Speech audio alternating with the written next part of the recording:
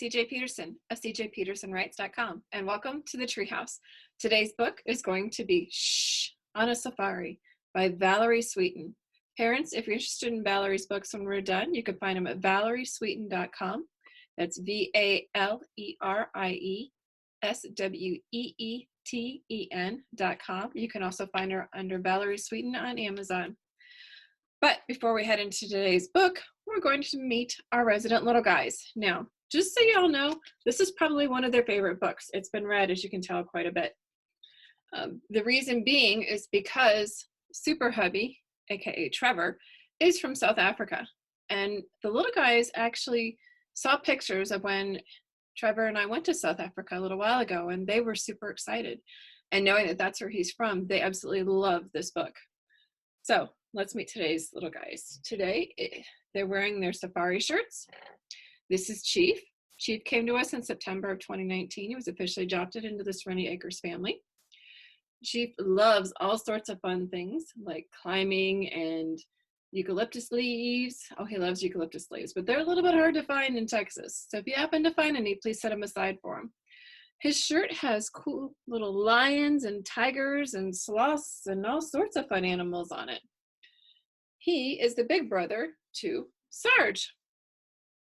Sarge is our cute little guy. He tends to get himself in trouble and also tends to take Chief along with him when he gets into trouble. We got Sarge in July of 2019, and we've had a lot of fun with them both ever since. We take them on a fun real-life adventures that you can find under cjpetersonwrites.com under the Chief and Sarge tab, or you can find them online under their handle, which is at CHIEF, the letter N, SHRGE. Sarge's shirt resembles, of course, Chief's because it's their favorite shirts. And his has giraffes and hippos and all sorts of fun things on it. Now, for those who don't know, we're also working on books for the adventures of Chief and Sarge. And they should be coming out soon if they're not out already. So kind of stay tuned for those. Now for today's book. Again, please have mercy on me. There are some very large words in here. But let's head into it. Shh on a Safari by Valerie Sweeten. When it came to having a little adventure, the Grant family loved trying new things. Nature photography was Father's specialty. Mother was excited to get the kids ready for a new experience with books and videos. This year's trip was a surprise for the kids. They would never guess they'd be going on an African safari. How cool. When Mother and Father announced the news, the kids were overjoyed. Leaving in a few days, the kids planned what they wanted to see and do.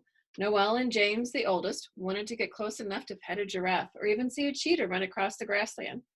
Twins Colton and Morgan wanted to see a hippo pop out of the water and get a peek at a napping pride of lions. The cool thing about this book is there are real life pictures in it. Check them out. Cheetah, a hippo, and a pride of lions. The family flew over 8,000 miles to Tanzania from their home in Texas and was greeted at their lodge by their guide. They ate a small breakfast of chai tea, fried dough, and porridge, and they were ready for their day. Their guide said Tanzania has some of the most incredible wildlife in the world. Among anything imaginable could be found here, including zebras searching for food, gazelles living across the road, or a tiny dik-dik antelope hidden in the grass.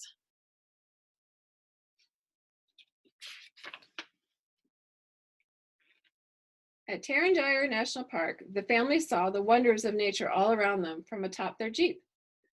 What they had only seen at the zoo was right in front of their very eyes, roaming wild. In the nearby tree, there was a python and a leopard lounging lazily in the heat. Mother said, "Shh, listen." They stopped eating their lunch of Indian flatbread with chicken and looked at each other at the same time. They heard an elephant trumpeting to a nearby herd as an ostrich and several wildebeest also raised their heads to listen. The family spent the night under the star-filled sky in a tented camp and learned they would be going to Serengeti National Park the next day. That's a wildebeest, by the way, and those are ostriches.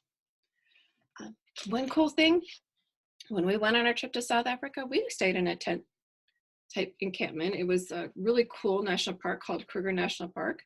And you actually drove from camp to camp, and you got to see a lot of the animals in their natural wildlife where they lived.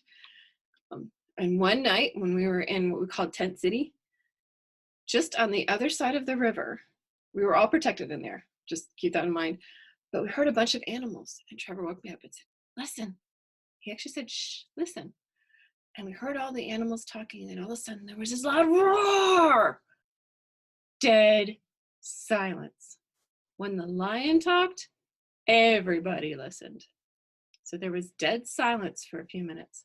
And then all of a sudden you would hear the hyenas, and then the baboons, and then all the other animals joined in, and it was noisy once again. It was a really cool experience. Let's see what other experiences the Grant family had. Mother said, "Shh, listen." In the distance, they heard laughing hyenas and the flapping of vultures' wings looking for food. Not too far away, a lovebird sang a little song on a neighboring branch. What they saw next was even more exciting. There was a family of giraffes snuggling on a tree branch, while a herd of elephants wandered together in search of water. High in the grass, there was a secretary bird walking with a small snake in its mouth for lunch. See the cool pictures? By the way, that is a hyena, secretary bird, and of course, little Ellie. And there's some other cool pictures. One of the best things about being on a safari in July was seeing the start of the Great Migration, which was when the animals went in search of more food and water. The whole family was in for a treat. Wildebeest began to make the trek along with the Thompson gazelles, toppy antelopes, and zebras headed north to the Masai Mara National Reserve. Mother said, "Shh, listen." As they stopped to stare at a herd of animals, they could hear the gentle roar of the slow marching of the animals as they made their way to their next home. The family waved and cheered the animals on for the long journey. It was an amazing sight. When the family arrived back at the campsite, they were greeted by members of the Maasai tribe. Together, they enjoyed the dinner of greasy chips and delicious grilled beef mishkaki on a stick. As the adults got to know each other, Noelle and James learned how to play drums, shakers, and bells with some of the tribe members. Colton and Morgan were busy learning how to dance with the other children. What a great time they all had. It had truly been a trip they wouldn't soon forget. Where do you think the family should go next? Well, that was the end, but there's some cool fun facts at the end. Why don't we take a minute and check them out? Tanzania is located on the east coast of Africa with 16 parks that are managed by the Tanzanian National Parks. Tanzania cuisine comes from different cultures and flavors. Middle Eastern Indian and local African cooking techniques and ingredients all come together for a diverse food culture in this country. This is kind of cool. There's a lot of interesting facts through here. The Maasai, these are the Maasai people. The Masai Mara National Reserve is a large game reserve in Narok County, Kenya. It connects with the Serengeti National Park in Mara region, Tanzania. It is named in honor of the Maasai people, who are the ancestral inhabitants of the area. The Serengeti National Park is a Tanzanian national park in the Serengeti ecosystem in Mara and Simiyu regions. It is famous for the annual migration of over 1.5 million white-bearded wildebeests and 250,000 zebras. That's a lot. And also for its numerous Nile crocodile, the big guys. Just saying, they're huge. The park covers 5,700 square miles of grassland, plains, savanna, riverine, forest, and woodlands. Tarangire National Park is the 6th largest national park in Tanzania and covers an area of approximately 1,100 square miles. It's famous for its huge number of elephants, baobab trees, which is this guy right here, and tree climbing lions. Tree climbing lions. It's bad enough they're in the rocks, but they climb trees there too. Other common animals include waterbuck, giraffe, and olive baboons. Baboons travel in herds, and by the way, they're pretty scary, so stay away from them if you see them. It is also home to more than 550 species of birds. Yellow-collared lovebirds are a common bird sighting in the trees along the Tarangire River. There's some more pictures. Check them out. Crocodile. up here. Rhino, birds, and what's the bottom one? Oh, my favorite. Monkeys. Safari animal sightings. The big five are the Maasai lion, the African leopard, the African bush elephant, the eastern black rhinoceros, and the African buffalo. At Serengeti National Park, many other species coexist, including Thompson's and Grant's gazelle, topi, eland, waterbuck, spotted hyena, striped hyena, baboon, impala, East African wild dog, and Maasai giraffe. Kind of cool, but when we went to Kruger National Park, Trevor and I did see the big five. It was really neat. I got pictures of all of them.